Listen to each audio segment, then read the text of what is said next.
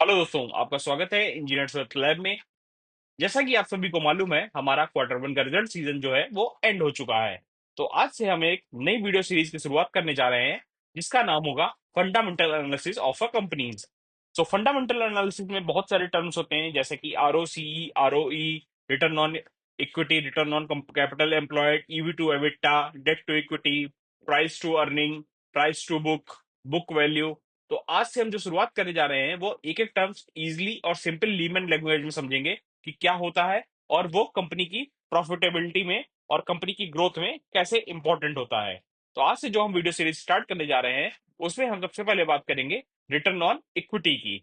तो बहुत सारे नए इन्वेस्टर्स कंफ्यूज हो जाते हैं, ये रिटर्न ऑन इक्विटी क्या होता है और कैसे कैलकुलेट होता है, इसका यूज कैसे करें। तो इस वीडियो में हम एकदम बेसिक से शुरू करेंगे और स्टेप बाय स्टेप समझेंगे आरओई यानी कि रिटर्न ऑन इक्विटी, और देखेंगे कि रियल कंपनीज का आरओई क्या कहता है। आप चाहे बिगनर हो या इंटरमीडिएट इन्वेस्टर, ये वीडियो आपके लिए एकदम हेल्पफुल होगा। सबसे पहले बेसिक डिफिनीशन। आरओई यानी रिटर्न ऑन इक्विटी। ये रेशियो बताता है कि शेयर होल्डर्स का जो पैसा कंपनी में लगा है, उस पैसे पर कंपनी कितना प्रॉफिट कमा रही है। इसका फॉर्मूला होता है return on equity equals to net profit divided by share holders equity into 100।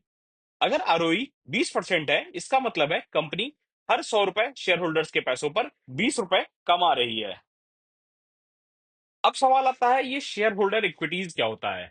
Simple शब्दों में अगर हम बात करें तो ये होता है कंपनी का एसेट्स माइनस लायबिलिटीज। यानी जो चीजें कंपनी के पास हैं, जैसे buildings, cash, machines, stocks, minus जो उसके ऊपर लोन या ऑब्लिगेशंस हैं, तो बच गया पैसा वही शेयर होल्डर का हक है।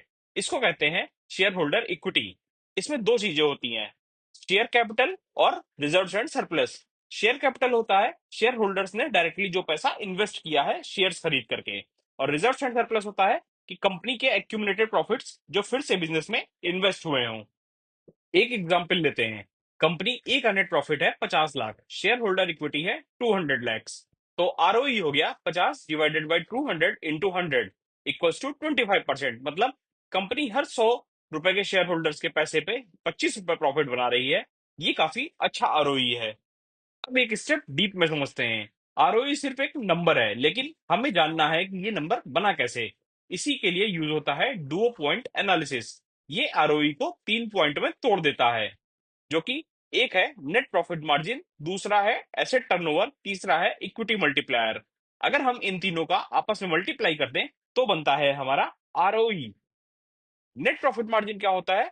नेट प्रॉफिट मार्जिन होता है, ये बताता है कि कंपनी की सेल से कंपनी कितना प्रॉफिट कमा रही है। फॉर्मूला है net profit divided by sales. Example, अगर कंपनी 100 रुपए की सेल करती है और 20 रुपए का प्रॉफिट कमा रही है, तो नेट प्रॉफिट मार्जिन हो गया 20%। अब बात करते हैं एसेट टर्नओवर की। एसेट टर्नओवर बताता है कि आप अपने एसेट्स को कितना एफिशिएंटली यूज कर रहे हैं सेल्स बनाने के लिए। फॉर्मूला है sales divided by total assets. अगर एसेट 500 रुपए के हैं और सेल 1000 रुपए की हुई है, तो एसेट टर्नओवर हुआ 2। मतलब 1 रुपए का एसेट और 2 रुपए की सेल्स ला रहा है। अब बात करते हैं इक्विटी मल्टीप्लायर की। ये फाइनेंशियल लेवरेज दिखाता है, यानी कंपनी कितना डेट ले रही है अपना बिजनेस चलाने के लिए। इसका फॉर्मूला होता है total number of assets divided by share holders equity. अगर एसेट्स 1000 रुपए के हैं और इक्विटी 500 रुपए की है, तो मल्टीप्लायर 2 हुआ। मतलब आधा पैसा इक्विटी से और आधा पैसा डेट से आया है। अगर हम दोस्तों सेक्टर वाइज आरओई की बात करें, तो हर सेक्टर का आरओई जो होता है वो अलग होता है। हाई आरओई सेक्टर्स की बात करें तो उसमें आता है हमारा एफएमसीजी और आईटी सेक्टर। अब एफएमसीजी की कुछ जानी मानी कंपनियां भी हैं, जैसे एचयूएल और नेस्ले इंडिया, जिनका आरओई जो है वो एचयूएल का तो 67% के आसपास है और नेस्ले इंडिया का अराउंड 90% के आसपास है। अब अगर हम आईटी सेक्टर की बात करें, तो आईटी सेक्टर में टीसीएस का आरओई जो है वो 44% के आसपास है, और इन्फोसिस का आरओई 25% के आसपास है। और मॉडरेट आरओई के सेक्टर्स को देखें तो मॉडरेट आरओई के सेक्टर्स में आता है बैंकिंग और फार्मा। बैंकिंग में हमारा जाने मानी कंपनियां जो हैं वो है एचडीएफसी बैंक और आईसीआईसीआई बैंक। एचडीएफसी बैंक का आरओई है तकरीबन 14% का, और आईसीआईसीआई बैंक का आरओई है तकरीबन 17% का। अगर हम फार्मा सेक्टर की बात करें, तो फार्मा सेक्टर में भी सन फार्मा का आरओई है 13% का, और डॉक्टर रेड्डीज का आरओई है 29% का। अब अगर हम लो आरओई सेक्टर्स की बात करें, जो कि 10 या 15% से नीचे होते हैं, उनमें आते हैं हमारे power utility sector, oils and gases sector. तो पावर यूटिलिटीज में हमारी जानी मानी कंपनी आती है एनटीपीसी, जिसका आरओई जो है वो 12% के अराउंड का है, और ऑयल्स एंड गैसेस में हमारी आती है ओएनजीसी, जिसका 9% के आसपास का है। अगर हम इसमें एक और कंपनी की बात करें तो आईओसीएल की, उसका आरओई जो है वो 7% के आसपास है। एक नया इन्वेस्टर हमेशा आरओई को सेक्टर के कॉन्टेक्स्ट में समझते हैं। अब सवाल ये आता है कि अच्छा आरओई कितना माना जाता है। तो 30% या उससे ज्यादा जो होता है वो एक अच्छा आरओई माना जाता है, जिसे हम एक्सीलेंट की कैटेगरी में रख सकते हैं। 15 से 30% का जो आरओई होता है वो एक गुड कैटेगरी में जा सकता है। 10 से 15 का आरओई जो है वो एवरेज कैटेगरी में जा सकता है, और 10% से नीचे का आरओई जो है वो एक कमजोर कैटेगरी में जा सकता है, यानी कि वीक में। लेकिन ध्यान रहे, एफएमसीजी में 25% बहुत अच्छा है, पर बैंकिंग में 15% भी स्ट्रांग माना जाता है। अब अगर हम इसके एडवांटेजेस और लिमिटेशंस की बात करें तो आरओई के जो फायदे हैं, उसमें हमारा आरओई जो है वो हमारा सिंपल और पावरफुल रेशियो है, मैनेजमेंट की इफिशियंसी को दिखाता है, ग्रोथ और प्रॉफिटेबिलिटी को क्लियर सिग्नल देता है। लेकिन अगर हम कुछ लिमिटेशंस की बात करें तो अगर कंपनी ज्यादा डेट ले रही है तो आरओई आर्टिफिशियली हाई दिख सकता है। शेयर बाईबैक करने पर भी आरओई बढ़ा देती है विदाउट रियल प्रॉफिट ग्रोथ। यानी कि अगर कंपनी ने किसी शेयर्स के बाईबैक किए हैं तो कंपनी के पास ज्यादा इक्विटी आ जाती है, जिससे कि अगर हम कंपनी के पास प्रॉफिट नहीं भी बढ़ रहा है तब भी हमारा आरओई बढ़ जाता है।